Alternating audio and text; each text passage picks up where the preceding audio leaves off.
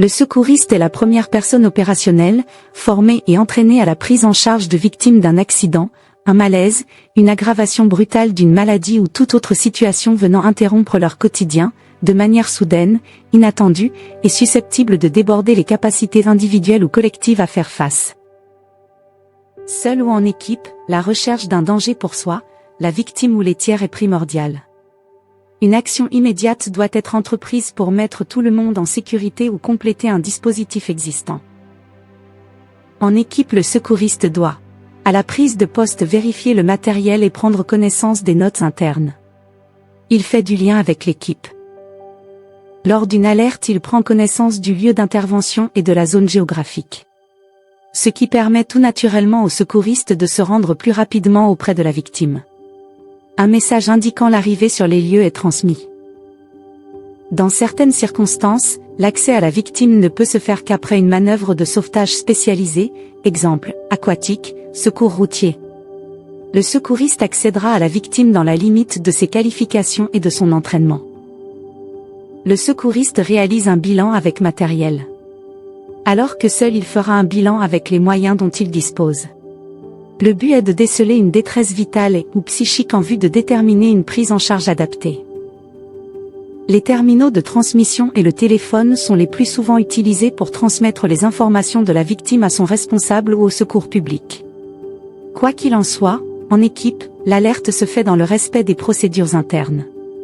Par contre, un secouriste isolé donnera l'alerte seul ou via un témoin, au secours public. Elle doit être réalisée le plus précocement possible. L'utilisation du téléphone portable donne de nombreux avantages, haut-parleur, échange entre la victime et le médecin. Le secouriste met en œuvre les conduites à tenir et techniques adaptées. Il agit avec le matériel à sa disposition, ou à défaut, avec les moyens du bord. Il utilise en cas de nécessité les témoins.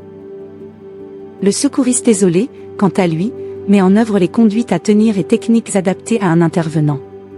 Il agit avec les moyens du bord et utilise les témoins pour mener son intervention. Que ce soit seul ou en équipe, le secouriste assure une surveillance constante de la victime, tant sur le plan physique que psychologique. Il cherche une éventuelle évolution et veille à l'efficacité des moyens mis en œuvre.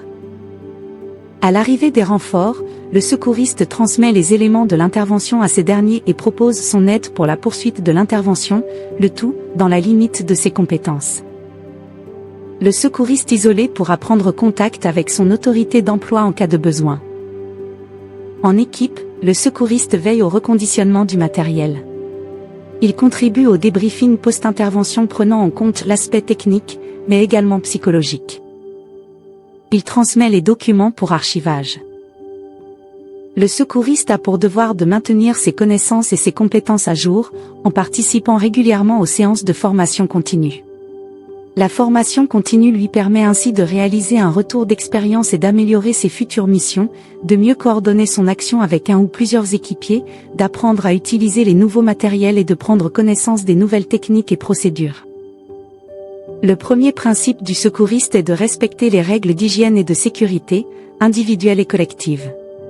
Afin d'assurer ses missions de secours à victimes, le secouriste doit porter des équipements de protection individuelle, gilet de signalisation, casque, gants, etc. Accorder de l'importance à sa condition physique, hygiène de vie, vaccination, activité physique et sportive régulière. Adopter les règles liées à l'utilisation des véhicules, port de la ceinture de sécurité, vigilance lors des manœuvres de montée et descente du véhicule, respect des limitations de vitesse, utilisation des signaux lumineux. Adopter les règles de geste et posture ou de manutention. Sollicitation au maximum de la victime pour réaliser une action, en l'accompagnant, lorsque cela est possible, et dans le but d'économiser les efforts des intervenants. Travail préférentiel avec les cuisses et non le dos. Proximité de la charge à manipuler. Respect de la courbure naturelle du dos. Stabilité des appuis. Solidité des prises, etc. Assurer une protection de l'environnement de l'intervention. Balisage, périmètre de sécurité, récupération pour élimination des déchets de l'intervention. Travailler en étroite collaboration avec ses équipiers et responsables, rendre compte, respecter les consignes, etc. Le deuxième principe d'action du secouriste est de ne pas aggraver l'état de la victime ou de ne pas nuire à son environnement. Par exemple, il est souvent judicieux, en l'absence de risque vital, de laisser une victime dans la position où elle se trouve plutôt que d'essayer de la déplacer sans avoir le personnel et le matériel nécessaires. Le troisième principe d'action du secouriste est de savoir réaliser parfaitement les techniques de premier secours. Il doit savoir utiliser le matériel mis à sa disposition et en connaître les mesures de sécurité et d'entretien. Certaines situations ne permettent pas au secouriste de mettre en œuvre les techniques apprises et celui-ci doit faire preuve de faculté d'adaptation. Par exemple, en l'absence de matériel spécifique, utiliser des morceaux de vêtements pour réaliser un tampon compressif ou une chaise d'ameublement pour déplacer une victime. Cette formation permet aussi aux secouristes d'apporter une aide efficace aux équipes de secours qui interviennent. Lors de la réalisation de certaines techniques, notamment celles de relevage ou de brancardage, la participation de plus de 3 équipiers est requise.